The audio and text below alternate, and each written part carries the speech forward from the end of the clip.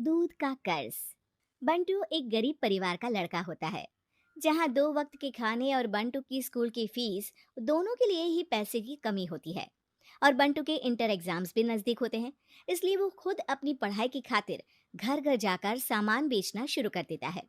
एक सुबह बंटू थैले में सामान भर के घर से निकलने को तैयार होता है। माँ, खाने के लिए कुछ है? अरे नहीं बेटा, आज शाम को पापा लेकर आएंगे। हाँ, माँ की बात पर बंटू भूखे पेट ही सामान बेचने निकल जाता है। वो सुबह से शाम तक घर घर जाकर सामान बेचता है, लेकिन अब भूख प्यास की वजह से काम करना मुश्किल हो जाता है। इस तरह काम पूरा नहीं हो पाएगा, और अगर बीमार पड़ गया तो एग्जाम्स के पहले फीस कैसे इकट्ठा करूंगा? ऐसा करता हूँ, अगले घर खाने के लिए कुछ मांग लेता हूँ। इसी के साथ बंटू आगे जाकर एक घर की बेल बजाता है, जिस पर निम्मी दरवाजा खोलती है। क्या हुआ? निम्मी को देख बंटू एक गिलास पानी के आगे उससे कुछ नहीं मांग पाता।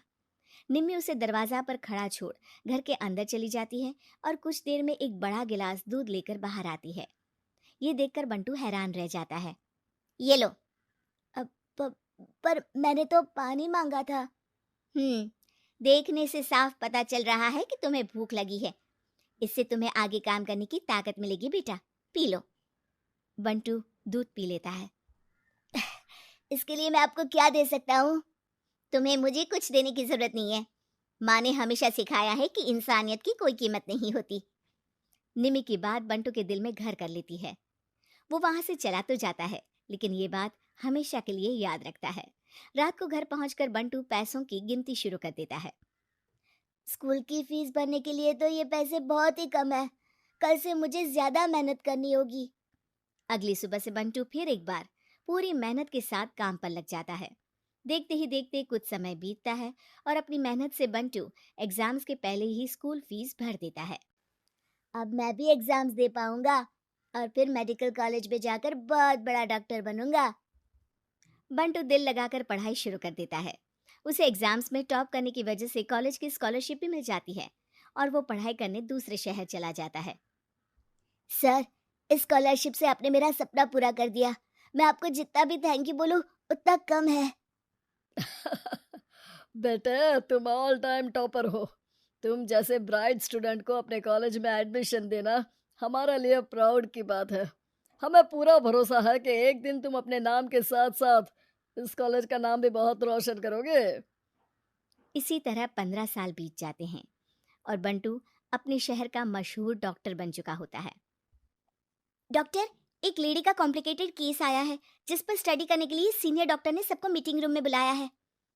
और केस की डिटेल्स क्या है? बंटू के पूछने पर नर्स उसे लेडी की सारी डिटेल्स बताती है, जिस पर बंटू उसके शहर का नाम सुनते ही चौंक कर भागता हुआ उसके कमरे में पहुंच जाता है, जहां वो निम्मी को देखते ही पहचान लेता है। उसके पीछे पीछे नर्स भी वहां पहुंच जाती है। नर्स, इनकी सारी रिपोर्ट्स मुझे अभी चाहिए और अब से इनका केस मैं ही हैंडल करूंगा। पर डॉक्टर, ये केस बहुत कॉम्प्लिकेटेड है। आज तक कोई भी डॉक्टर इनकी बीमारी तक नहीं पहचान पाया, और दूसरे शहर वालों ने तो इनके बचने की उम्मीद ही छोड़ दी थी। तुम्हें आगे कुछ भी बोलने की जरूरत नहीं है।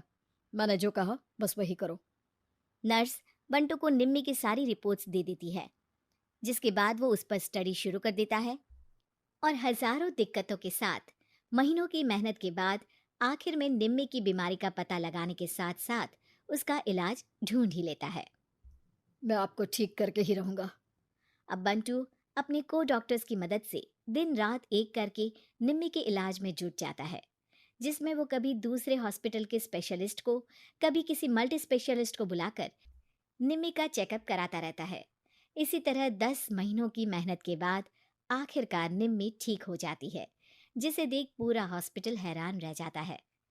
वाह डॉक्टर, आपने तो बिल्कुल नामुमकिन को मुमकिन कर दिखाया। यही तो हम डॉक्टर का काम है। सुनो, इनके डिस्चार्ज के वक्त बिल के फाइनल प्रोसीडिंग से पहले उसे मेरे पास ज़रूर लेकर आना। कुछ ही हफ्तों में निम्मी के डिस्चार्ज होने का वक्त भी आ जाता है। निम्मी नर्स से बिल के बारे में पूछती है। पेपर सारे तैयार हैं, आप तैयार हो जाइए, तब तक मैं बिल की कॉपी भिजवाती हूँ। नर्स बिल लेकर पहले बंटू के पास जाती है, जिस पर वो बिल देखकर उस पर कुछ लिखता है और नर्स को वापस कर देता है। नर्स उसे निम्मी के पास भेज देती है और बिल हाथ में आते ही निम्मी उसे देखने से पहले ही परेशान हो जाती है। जाने कितने समय से मैं यही हूँ। शहर का सबसे बड़ा हॉस्पिटल है। बिल तो बहुत लंबा चौड़ा बन गया होगा, जिसे भरने में मेरी बची कुची पूरी जिंदगी बीत जाएगी। आखिर मैं ये सब कैसे करूंगी? डरते घबराते निम्मी बिल खोलती है तो उसकी नजर बिल के आखिर में लिखे एक नोट पर पड़ती है, जिस पर लिखा होता है, एक गिलास दूध ने बिल पूरा कर दिया। और उसी के नीचे बंटू के सिग्नेचर भी होते हैं। ये पढ़कर निम्मी की आंखों से खुशी के आंसू बहने लगते हैं और भगवान का शुक्रिया अदा करके वो वहां से चली जाती है।